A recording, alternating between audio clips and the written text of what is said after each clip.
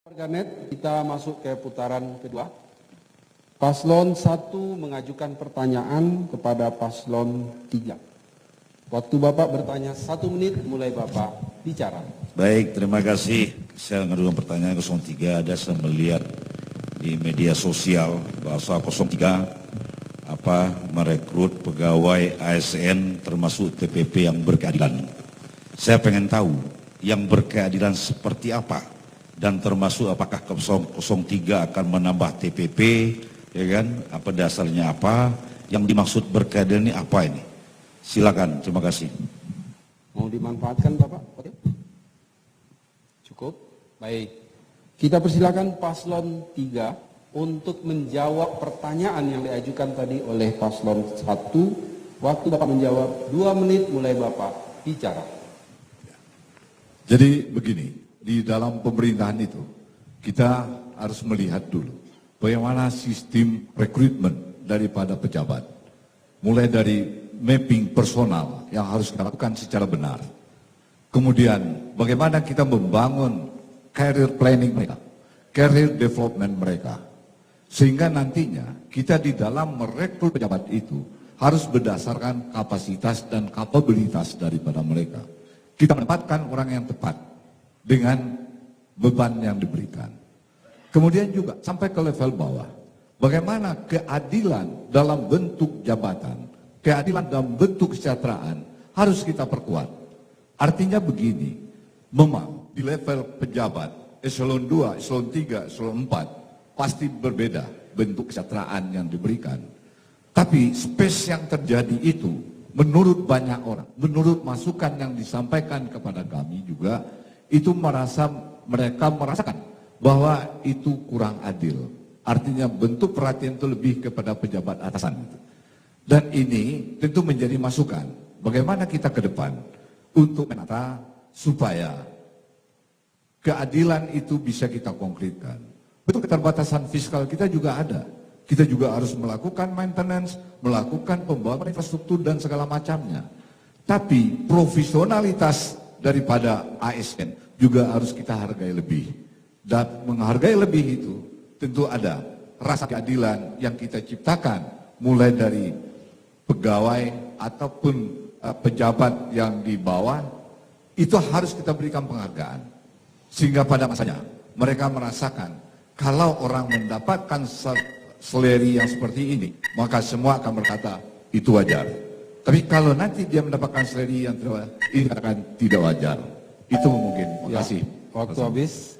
Baik, kita kembali ke Paslon 1 untuk memberikan sanggahan terhadap jawaban yang tadi disampaikan oleh Paslon 3. Waktu Bapak 1 menit, mulai Bapak bicara.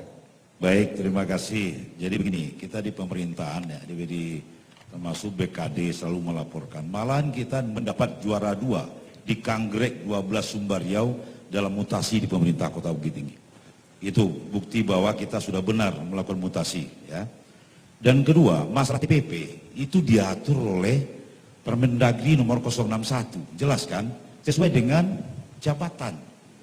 Tidak bisa merasakan orang di bawah, di bawah tidak. Harus ada indeks daripada daerah kita itu. Termasuk indeks daripada keuangan dan lain, semua kita indeks itu. Harus melakukan, kita melihat tukin daripada BPK. Mendapat kita indeks 0,48, baru kita berikan. Dari 15 sampai 1, staf 1 sampai 7, mendapatkan 1.850. Contoh, eselon 4B dikasih di kelurahan, dapat berbeda 30%. Ini aturan, tidak bisa kita melakukan menambah-nambah. Baik, terima kasih. Baik, kita kembali ke Paslon 3 untuk memberikan jawaban terhadap sanggahan tadi yang disampaikan oleh Paslon 1. Waktu Bapak 1 menit, mulai Bapak bicara. Kami mengerti. Saya 30 tahun di birokrat. Jadi untuk hal itu, bagaimana penetapan indeks itu? Indeks itu bukan ditetapkan oleh pusat. Kita di daerah yang merumuskan indeks itu. Ini yang menjadi permasalahan. Bagaimana indeks itu sebetulnya lebih berkeadilan. Saya sudah sangat apresiasi apa yang dilakukan. Tapi ada hal yang sebetulnya masih harus menjadi perhatian kita ke depan.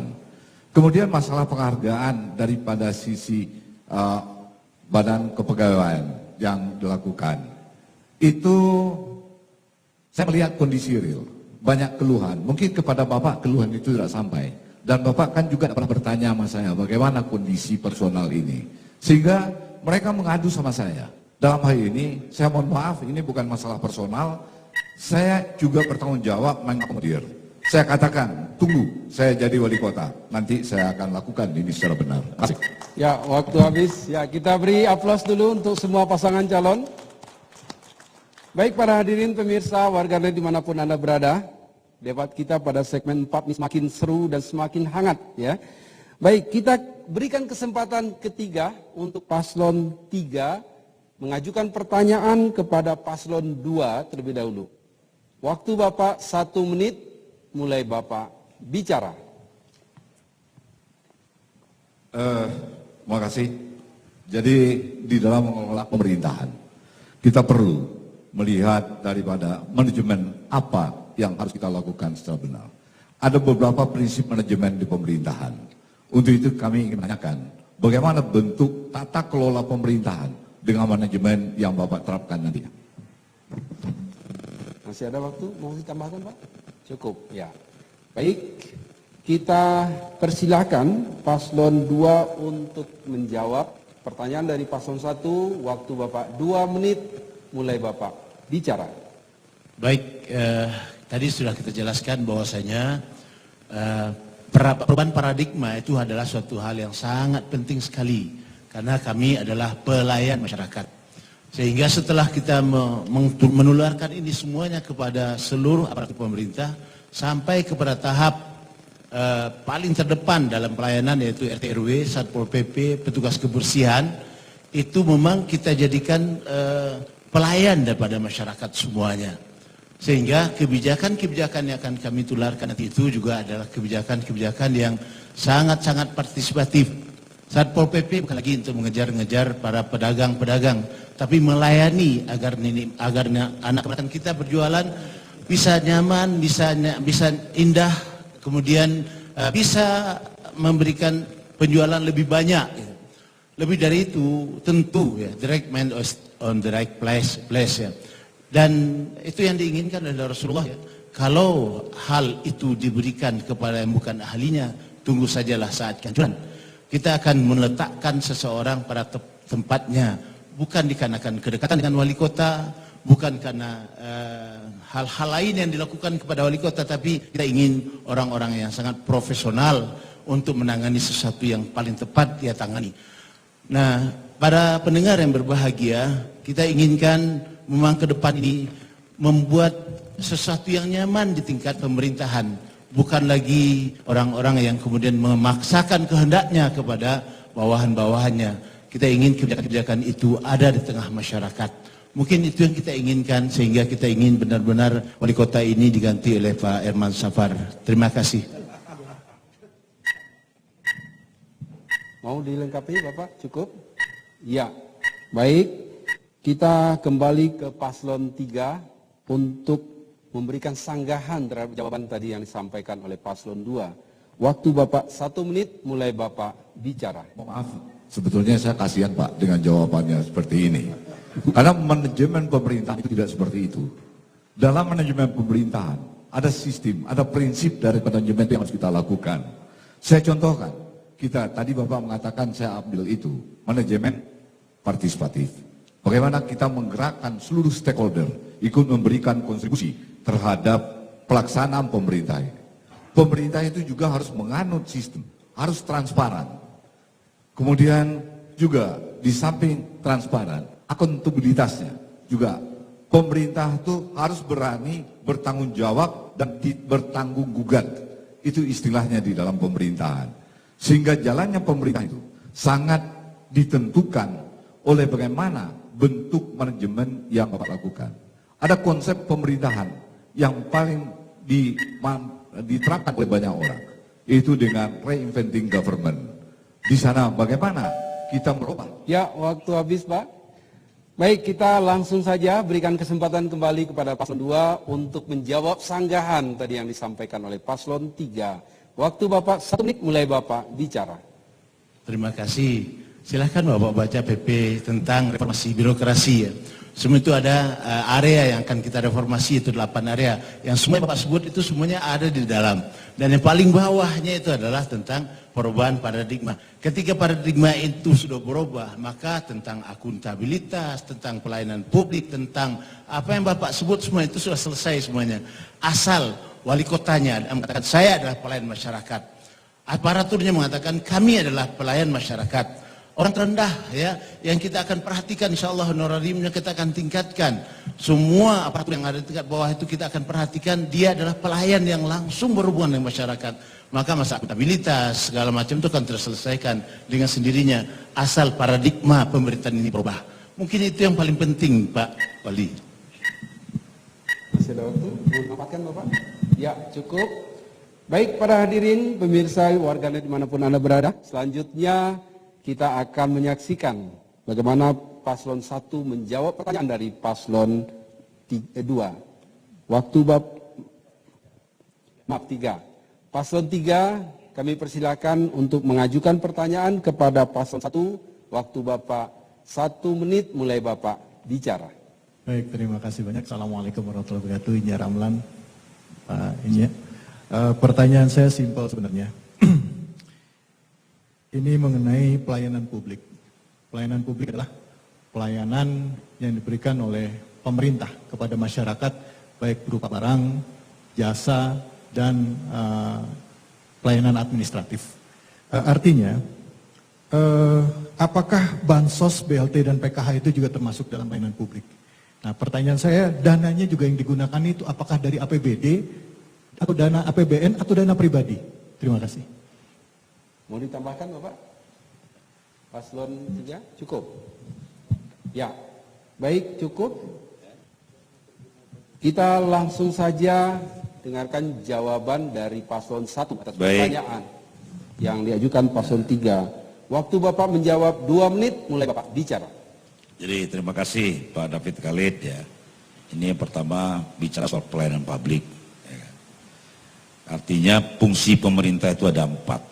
Yang pertama adalah fungsi pembangunan. Wali kota kalau tidak mau mengangun berarti gagal di wali kota. Itu kuncinya.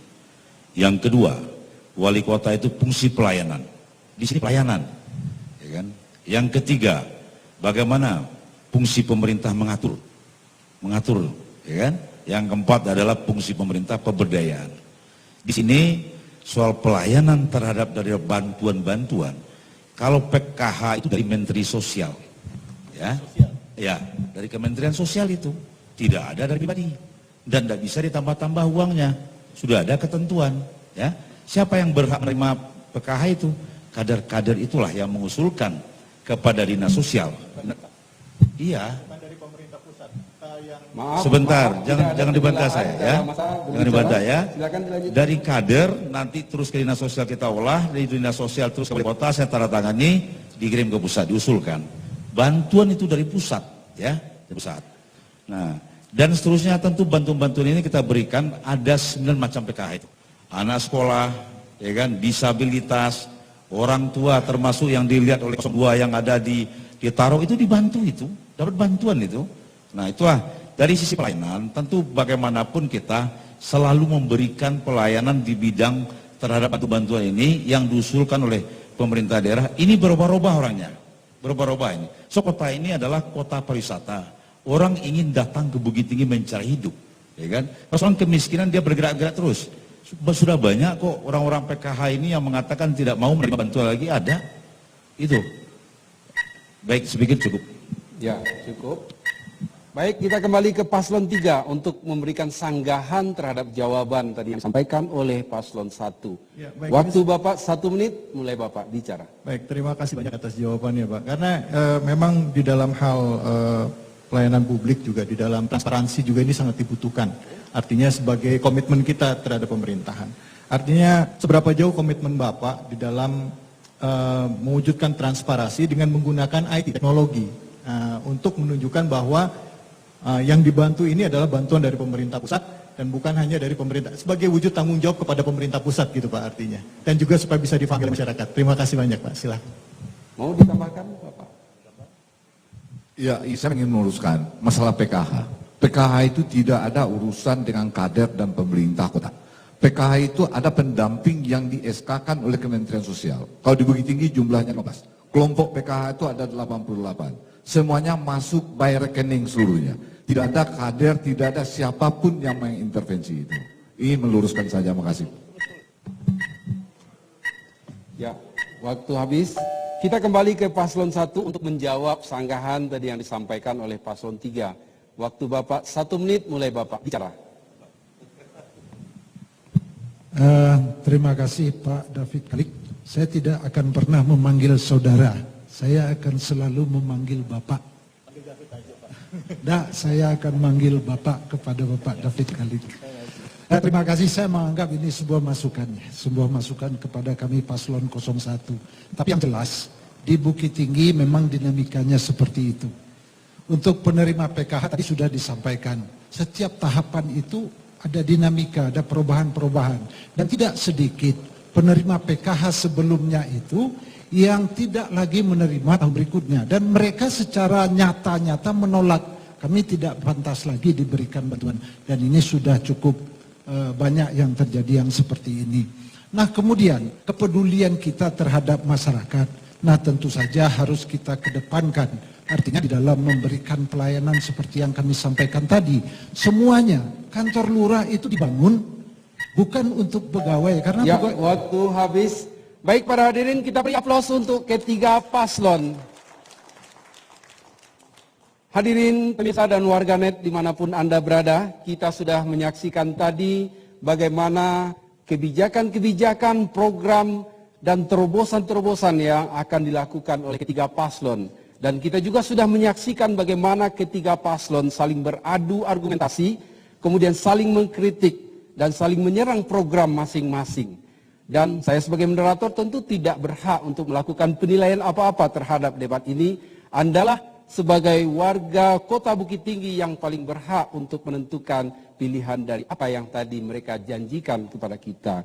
Baik, kita akan masuk kepada segmen terakhir yang lebih krusial, lebih penting, dan ibarat pesawat, segmen terakhir ini adalah tempat mendarat yang mulus bagi para paslon di hati pemilih di Kota Bukit Tinggi. Tapi sebelum itu, kita akan saksikan dulu pesan-pesan KPU berikut.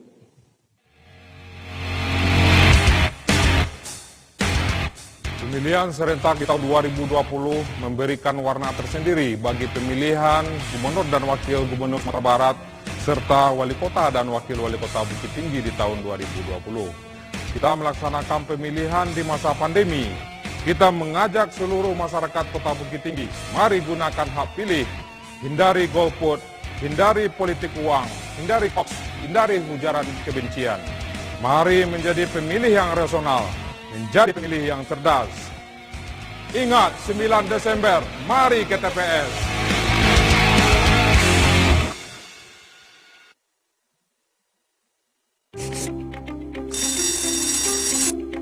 Kak, pagi-pagi buru-buru banget, mana sih? Ke TPS dong, kan ada pemilihan serentak. Hah? Lagi pandemi kayak gini? Pastinya, karena suara kita penting banget buat daerah kita. Tapi TPS-nya sesuai protokol kesehatan kok. Jadi, jangan khawatir ya. Yuk! ayo ke TPS, Rabu 9 Desember 2020.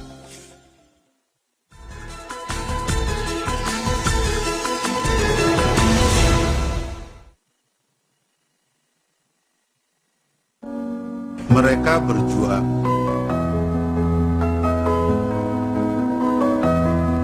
Anda berpartisipasi.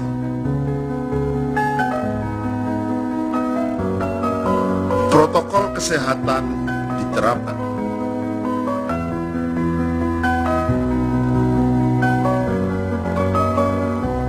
Untuk Indonesia, terima kasih.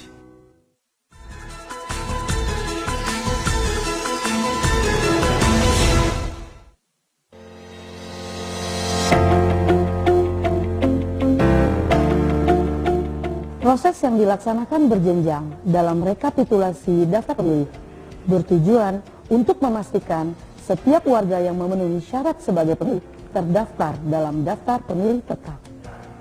Daftar pemilih tetap Kota Bukit Tinggi dalam pemilihan gubernur dan wakil gubernur Sumatera Barat, serta wali kota dan wakil wali kota Bukit Tinggi.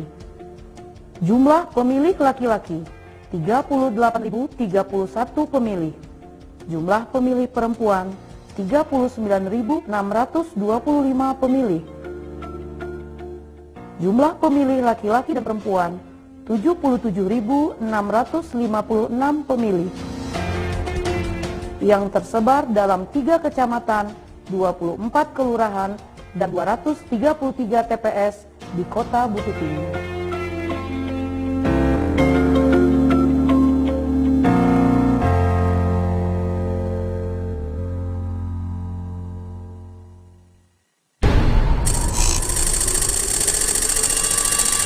Daftar pemilih tetap Kota Bukit Tinggi, laki-laki 38.031 orang,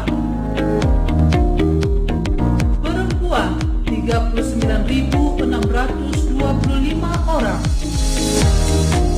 total pemilih 77.656 orang di 3 kecamatan, 24 kelurahan, dan 233 TPS. 9 Desember 2020, mari ke TPS.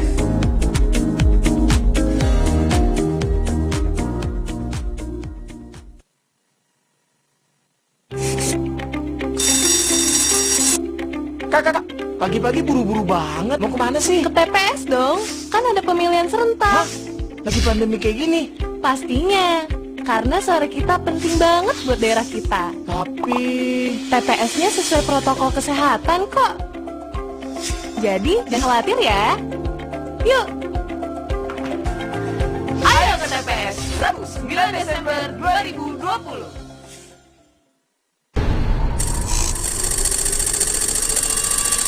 Daftar pemilih tetap Kota Bukit Tinggi, laki-laki 38.031 orang, perempuan 39.625 orang, total pemilih 77.656 orang di 3 kecamatan, 24 kelurahan, dan 233 TPS. Ingat, 9 Desember 2020, mari ke TPS.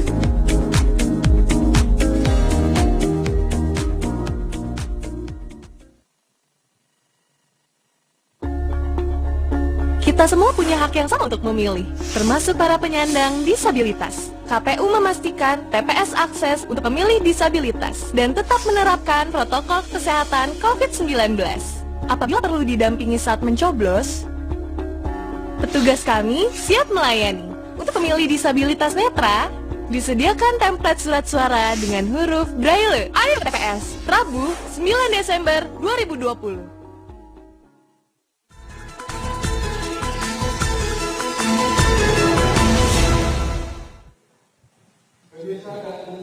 Internet dimanapun Anda bisa menyaksikan acara ini, Anda masih bersama kami debat publik kedua pemilihan wali kota dan wakil wali kota Bukit Tinggi 2020.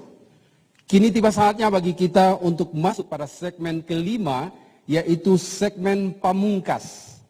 Pada segmen kelima ini, masing-masing paslon akan menyampaikan pernyataan penutup.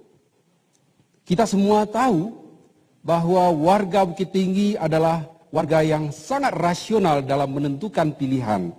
Mereka selalu melihat kepada program dan kebijakan apa yang akan dijanjikan oleh para paslon untuk mendapatkan mandat dari warga Bukit Tinggi 5 tahun ke depan. Baiklah, kita akan dengarkan pernyataan penutup dari masing-masing paslon yang akan diawali oleh paslon nomor urut 1, kemudian dilanjutkan 3, dan terakhir 2. Masing-masing paslon akan menyampaikan pernyataan penutup dalam waktu 2,5 menit. Kami persilakan kepada paslon nomor urut 1, waktu Bapak 2,5 menit, mulai Bapak bicara. Baik, bismillahirrahmanirrahim. Assalamualaikum warahmatullahi wabarakatuh. Ini adalah penutup daripada debat kita pada malam hari ini. Nah, tentunya kepada seluruh warga Kota Bukit Tinggi yang saya banggakan, yang saya cintai, selama ini sudah kita lakukan pembangunan kota ini. Alhamdulillah sudah banyak berhasil kita lakukan berkat dukungan masyarakat. Pemerintah tanpa dukungan masyarakat tentu tidak bisa berhasil sesuai dengan apa yang kita harapkan. Adipura dulu 18 tahun kita tidak mendapat Adipura. Alhamdulillah Bukit Tinggi sudah diakui oleh pemerintah pusat, sudah berturut-turut kita mendapatkan Adipura. Termasuk WTP pun kita, laporan keuangan pemerintah daerah, tingkat kepatuhan laporan keuangan. Alhamdulillah Bukit Tinggi sudah 5 kali berturut-turut mendapat WTP tanpa syarat. Juga daripada LPPD kita juga telah diberikan penghargaan oleh pemerintah kepada kita. Dan juga daripada LKPD yang kami sampaikan dari WTP tadi. Dan juga termasuk daripada penghargaan lain yang banyak kita terima. 530 penghargaan yang saya terima, termasuk Wali Kota Award, ini tidak mudah. Nah, tentu penghargaan ini, sebuah penghargaan itu dinilai, tentu ada sebuah pekerjaan. Pemerintah pusat pun kami juga berterima kasih karena sudah memberikan dana reward kepada pemerintah kota 62,8 miliar. Tidak mudah itu. Ini membuktikan kami di pemerintah bekerja dengan sebaik-baiknya. Juga kami mendapatkan penghargaan daripada laporan-laporan daripada KPK, kami nomor 2 di Sumatera Barat, laporan-laporan daripada administrasi yang ada yang termasuk aset yang lainnya. Tentunya masyarakat Kota Bukit Tinggi yang saya banggakan, jadilah pemilih cerdas, lihatlah pemimpin sesuai dengan hati nurani. Jangan, saya tidak ikhlas kalau warga kota dibodoh-bodohi. Tidak boleh kita dijadikan warga kita dikotak-kotakan. Nah, dari itu warga Kota Bukit Tinggi, marilah memilih tanggal 9 Desember, ikhlaskan untuk itu, dan silakan Tuhan sudah menentukan siapa pemimpin untuk Kota Bukit Tinggi ini. Bukit Tinggi ini sudah sangat susah payah, bagaimana rasa persatuan dan kesatuan, kenyamanan warga kota tinggal di Bukit Tinggi selama ini, mari tetap kita jaga. Tentu dari Bapak Ibu sekalian warga kota, dengan tanggal 9 Desember itu, yakinlah, lihatlah pemimpin yang sudah bekerja, bukan janji. Pilih nomor 1. Ya, waktu habis. Baik, para hadirin, kita akan dengarkan selanjutnya paslon 3 akan menyampaikan pernyataan penutup. Waktu Bapak 2,5 menit, mulai Bapak bicara. Bismillahirrahmanirrahim.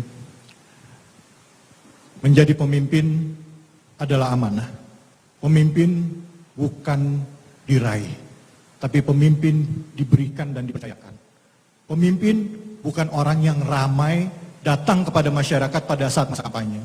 Pemimpin bukan orang yang duduk di lapo hanya pada saat masa kampanye. Pemimpin adalah selalu bersama dengan rakyat. Pemimpin bukan orang yang selalu berada di sedan mewah tapi lupa terhadap kondisi masyarakat. Pemimpin bukan pencitraan, tapi pemimpin harus hadir di dalam hati masyarakat. Hadir bersama masyarakat dalam keadaan susah, dalam keadaan senang, sehingga masyarakat bisa hidup nyaman.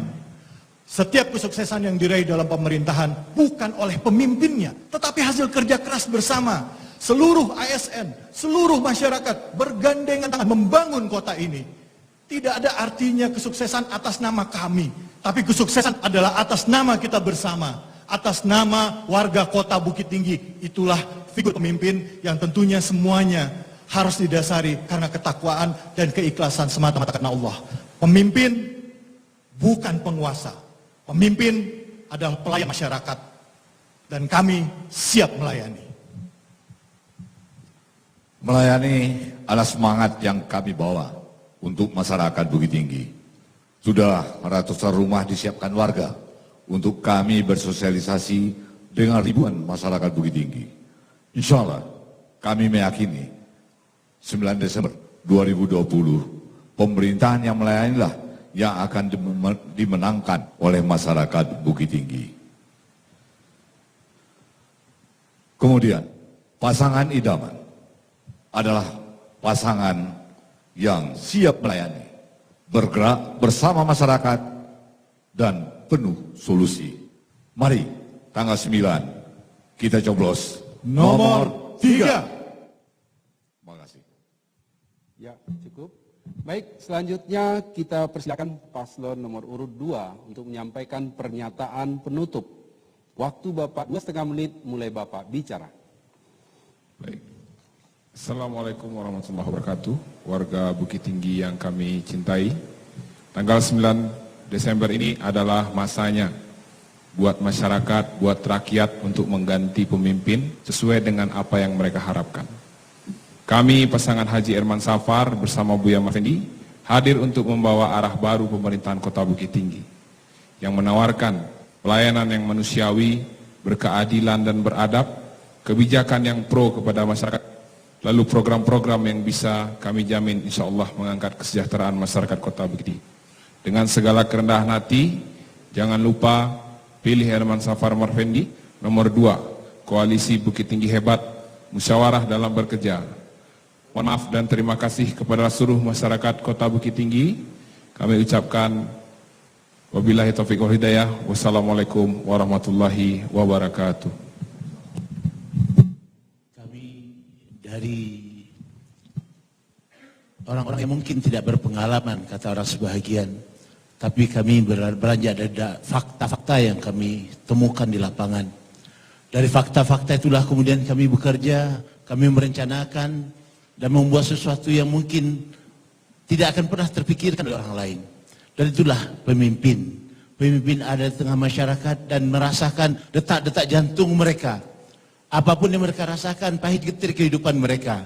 Dan kami telah masuk sampai 17.000 rumah di Kota Bukit Tinggi ini.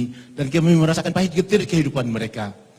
Maka yang kami rasakan adalah memang harus mengganti wali kota. Yang kami rasakan adalah apa yang diinginkan oleh masyarakat agar benar-benar wali kota itu ada di tengah mereka. Dan wujud dia ada di antara mereka. Untuk itu pilihlah apa yang direkomendasikan oleh ulama, yaitu pasangan Herman Safar Marfendi, pilih nomor 2. Demikian, Assalamualaikum warahmatullahi wabarakatuh. Waalaikumsalam warahmatullahi wabarakatuh. Baik, kita beri aplaus yang meriah kepada 3 paslon kita pada malam hari ini.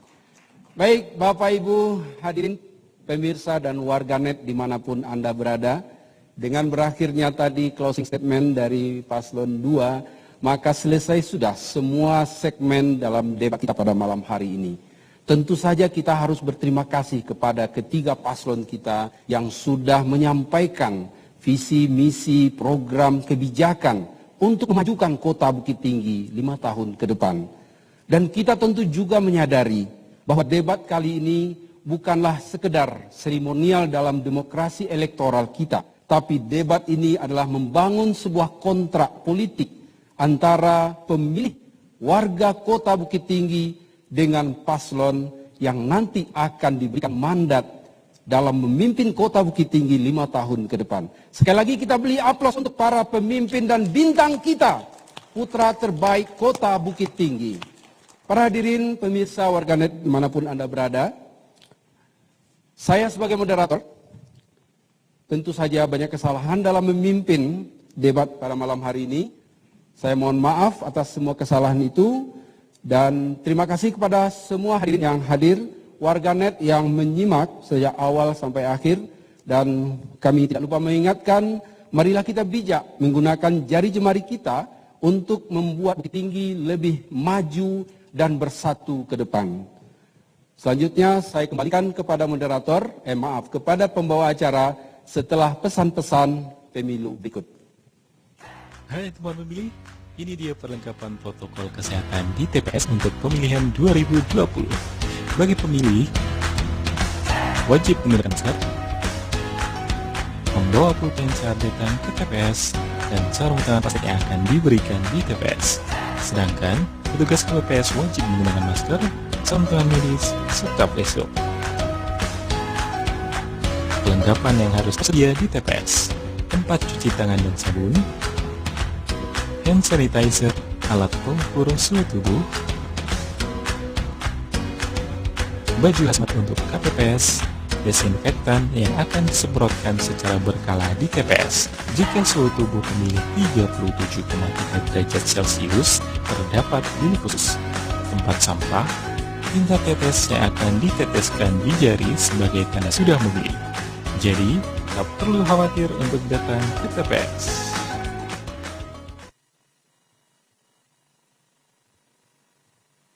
Pemilihan serentak di 270 daerah diselenggarakan di masa pandemi COVID-19.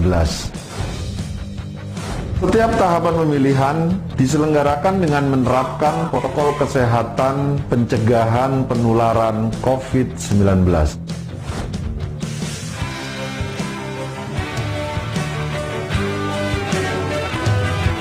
Kesehatan, keselamatan menjadi yang utama.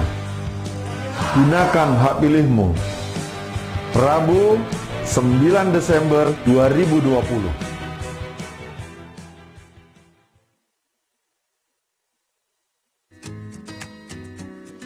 Hai teman pemilih, tahu nggak sih pemilihan tahun 2020 ini diselenggarakan pada masa pandemi COVID-19? KPU memastikan menerapkan protokol kesehatan di setiap TPS agar kita semua terhindar dari virus dan tetap dapat menggunakan hak pilih. Ayo ke TPS, Rabu 9 Desember 2020.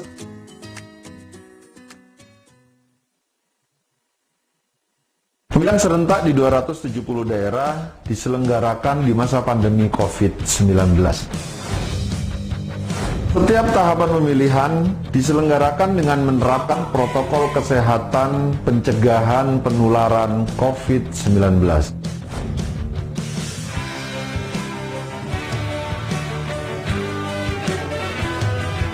Kesehatan, keselamatan menjadi yang utama.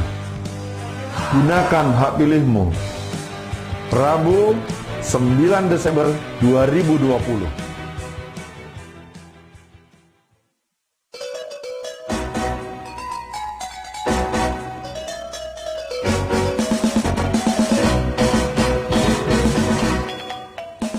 Pelaksanaan Ale Demokrasi Pemilihan Wali Kota dan Wakil Wali Kota Bukit Tinggi diselenggarakan pada hari Rabu 9 Desember 2020. Ale Demokrasi merupakan wujud sarana pelaksanaan kedaulatan rakyat.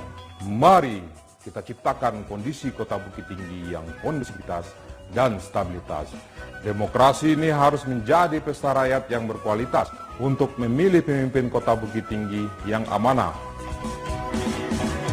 Dalam penyelenggaraan, pemungutan dan penghitungan suara dilaksanakan dengan menerapkan protokol kesehatan pencegahan dan pengendalian COVID-19. Ayo, gunakan masker. Ayo ke TPS 9 Desember 2020. Jadilah pemilih yang cerdas, melihat dan memahami visi dan misi pasangan calon. Jangan golput, suara Anda menentukan nasib Kota Bukit Tinggi 5 tahun yang akan datang.